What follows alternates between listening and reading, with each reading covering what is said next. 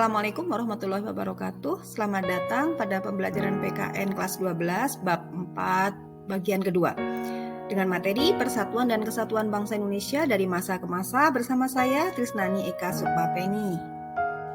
Materi Persatuan dan Kesatuan Bangsa Indonesia dari masa ke masa ini terbagi menjadi 6 bagian, yaitu yang pertama masa Revolusi Kemerdekaan, yang kedua masa Republik Indonesia Serikat atau RIS, 3 masa Demokrasi Liberal, dan keempat masa Orde Lama, 5 masa Orde Baru, dan yang keenam adalah masa Reformasi hingga sekarang. Baiklah, kita akan mulai dari yang pertama, yaitu masa Revolusi Kemerdekaan, yaitu pada 18 Agustus 1945 sampai dengan tanggal 27 Desember 1949. Situasi dan kondisi serta karakteristik Persatuan dan Kesatuan Bangsa Indonesia adalah bahwa bentuk negara adalah kesatuan, bentuk pemerintahan adalah republik, presiden sebagai kepala negara sekaligus kepala pemerintahan, dan yang keempat, sistem pemerintahannya adalah presidensial. Selanjutnya, Konstitusi Undang-Undang Dasar 1945, namun belum dilaksanakan secara murni dan konsekuen karena Indonesia baru saja diproklamirkan sehingga kekuatan negara difokuskan dalam upaya mempertahankan kemerdekaan. Lalu, lembaga negara yang terbentuk hanya presiden, wakil presiden, menteri, serta gubernur. Kemudian terbentuk 12 departemen dan terdiri dari 8 provinsi, yaitu Provinsi Jawa Barat, Jawa Tengah, Jawa Timur, Sumatera, Borneo atau Kalimantan, Sulawesi, Maluku, dan Sunda Kecil, terdiri dari Bali dan Nusa Tenggara. Selanjutnya adalah MPR, DPR, dan DPA. Belum terbentuk karena dalam keadaan darurat dan harus dibentuk berdasarkan undang-undang, dan itu belum bisa dilakukan karena sedang pergolakan fisik, sehingga Presiden menjalankan kekuasaan sebagai Ketua MPR, DPR, dan DPA hanya untuk sementara waktu dan tidak menyalahi aturan dengan dasar hukum pasal 4 Aturan Peralihan Undang-Undang Dasar 1945 yang menyatakan bahwa MPR, DPR, dan DPA yang dibentuk menurut Undang-Undang Dasar ini segala kekuasaannya dijalankan oleh Presiden dengan bantuan sebuah komite nasional. Pada masa ini lahir beberapa maklumat, dan latar belakang dikeluarkan maklumat adalah dengan dipegangnya kekuasaan MPR, DPR, dan DPA oleh Presiden berdasarkan pasal 4 Aturan Peralihan Undang-Undang Dasar 1945 dijadikan propaganda oleh Belanda di dunia internasional bahwa Indonesia sebagai negara diktator karena kekuasaan negara terpusat pada Presiden. Maka untuk menangkal propaganda tersebut, pemerintah RI segera mengeluarkan 3 buah maklumat. Maklumat yang dimaksud adalah 1. Maklumat Wakil Presiden nomor X tanggal 16 Oktober 1945 yang isinya menghentikan kekuasaan luar biasa dari Presiden sebelum masa waktunya berakhir atau sebelum masa 6 bulan. Jadi kekuasaan MPR, DPR yang tadinya dipegang Presiden dialihkan kepada Komite Nasional Indonesia Pusat atau KNIP. Maklumat ini menyalahi Undang-Undang Dasar 1945 Pasal 4 Aturan Peralihan karena belum habis masa berlaku yaitu 6 bulan. Yang kedua, maklumat pemerintah tanggal 3 November 1945 tentang pembentukan partai politik sebanyak-banyaknya oleh rakyat sebagai tanggapan bahwa salah satu ciri negara demokrasi adalah multipartai. Dimaksudkan agar dunia internasional menilai bahwa Indonesia adalah menganut asas demokrasi. Lalu yang ketiga adalah maklumat pemerintah tanggal 14 November 1945 yang intinya mengubah sistem pemerintahan presidensial menjadi sistem pemerintahan parlementer. Maklumat ini juga menyalahi Undang-Undang Dasar 1945 karena dalam UUD 1945 ini sistem yang digunakan adalah sistem pemerintahan presidensial. Berikut ini adalah pembahasan tentang sistem parlementer yang berlaku di Indonesia. Bahwa sistem parlementer ini tidak berjalan lama, yaitu pada tanggal 14 November 1945 sampai dengan 27 Desember 1949. Karena kabinet parlementer yang dibentuk gampang dijatuhkan dengan mosi tidak percaya dari DPR, sehingga sering terjadi pergantian kabinet yang menyebabkan pemerintahan menjadi tidak stabil. Masa Kabinet Revolusi Kemerdekaan, yaitu 1. Kabinet Sultan Syahrir 1, 2, 3. Yang kedua, Kabinet Amir Syarifuddin I, Juli sampai dengan November tahun 47. Yang ketiga, Kabinet Amir Syarifuddin II, November 47 hingga Januari 48. Lalu yang keempat, Kabinet Hatta, Januari 48 sampai dengan Agustus 49. Serta yang kelima, Kabinet Darurat atau Mr. Syarifuddin Prawira Negara, mulai Desember 48 hingga bulan Juli 49. Serta yang keenam adalah Kabinet Hatta II, mulai Agustus hingga Desember tahun 49. Pada masa ini juga terjadi banyak pemberontakan-pemberontakan. Yang pertama adalah pemberontakan PKI di Madiun tahun 1948 dipimpin oleh Musso. Tujuannya adalah ingin menggantikan dasar negara Pancasila dengan komunis dan ingin mendirikan negara Soviet Republik Indonesia. Yang kedua, GITI di Jawa Barat dipimpin oleh Soekarmaji Marijan Kartosuwiryo bertujuan mendirikan negara Islam Indonesia.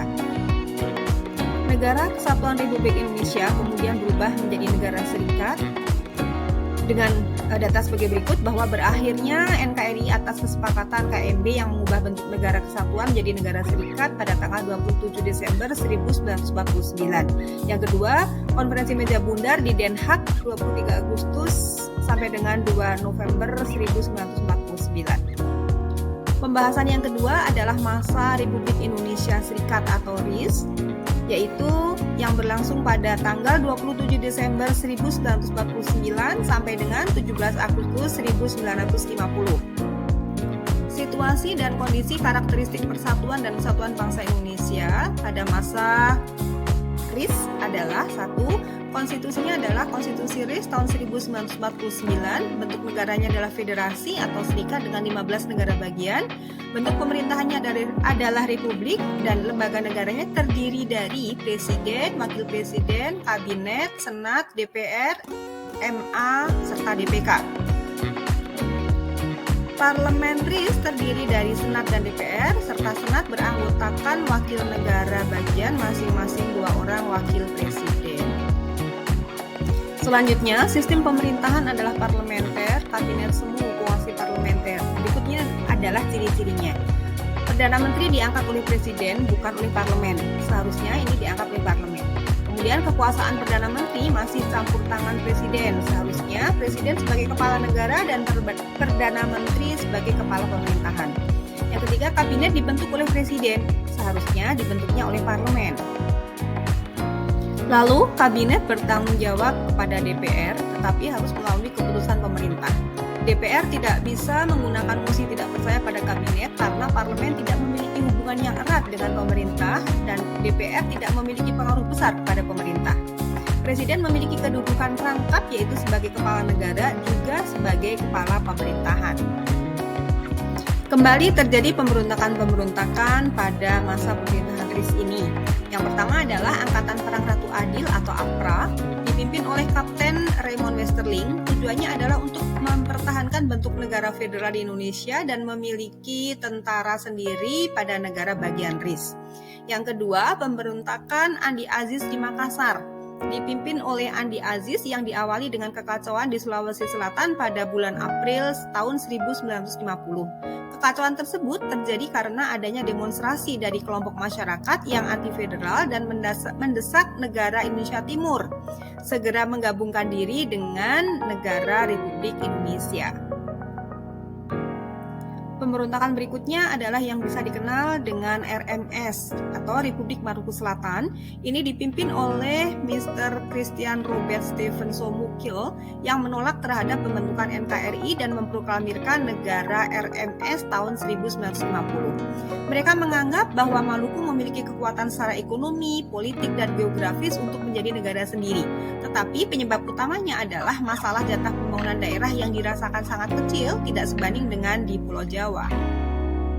Baiklah, berikut ini kita akan sampai pada pembahasan ketiga yaitu masa demokrasi liberal, yaitu tanggal 17 Agustus 1950 sampai dengan 5 Juli 1959. Situasi dan kondisi serta karakteristik persatuan dan kesatuan bangsa Indonesia. Yang pertama adalah konstitusi yang digunakan adalah UUDS tahun 1950. Bentuk negaranya adalah negara kesatuan yang kekuasaannya dipegang oleh pemerintah pusat. Hubungan pemerintah pusat dengan daerah didasarkan atas asas desentralisasi. Bentuk pemerintahnya adalah republik dengan kepala negara presiden dibantu wakil presiden. Sistem pemerintahannya adalah parlementer menggunakan kabinet parlementer yang dipimpin Perdana Menteri. Lalu, alat kelengkapan negara adalah presiden dan wakil presiden, menteri-menteri, DPA, MA, dan DPK. Masa demokrasi liberal ini ternyata tidak membawa bangsa Indonesia ke arah kemakmuran, keteraturan, dan kestabilan politik yang dibuktikan dengan jatuh bangunnya kabinet sebanyak 7 kali pergantian dalam masa 9 tahun.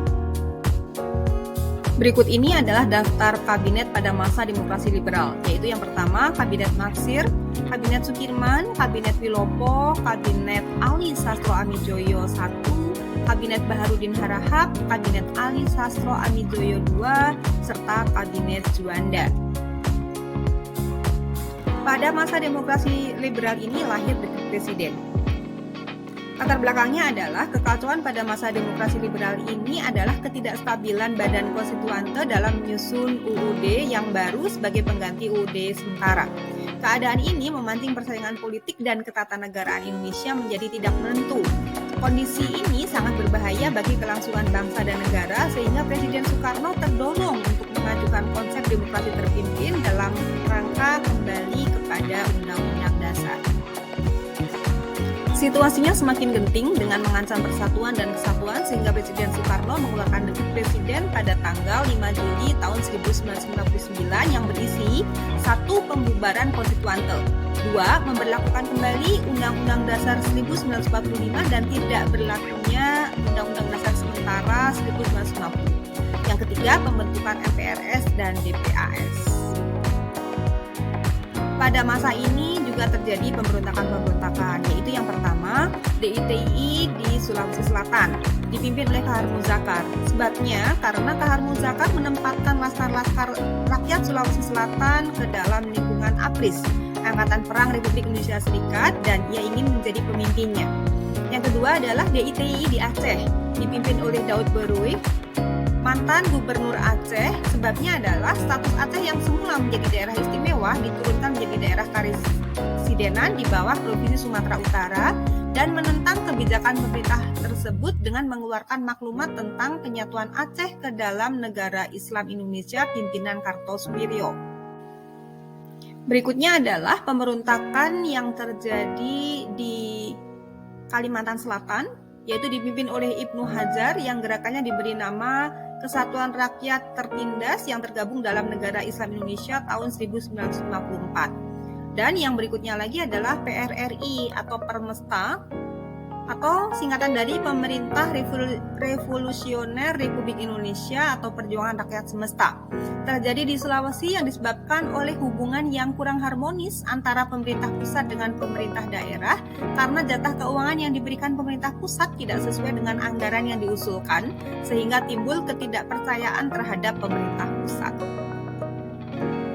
Demikianlah pembahasan tentang persatuan dan kesatuan negara Republik Indonesia dari masa ke masa sampai dengan masa demokrasi liberal. Dan untuk masa Orde Lama, Orde Baru, serta masa reformasi akan dibahas pada video part kedua. Sekian dan terima kasih. Assalamualaikum warahmatullahi wabarakatuh.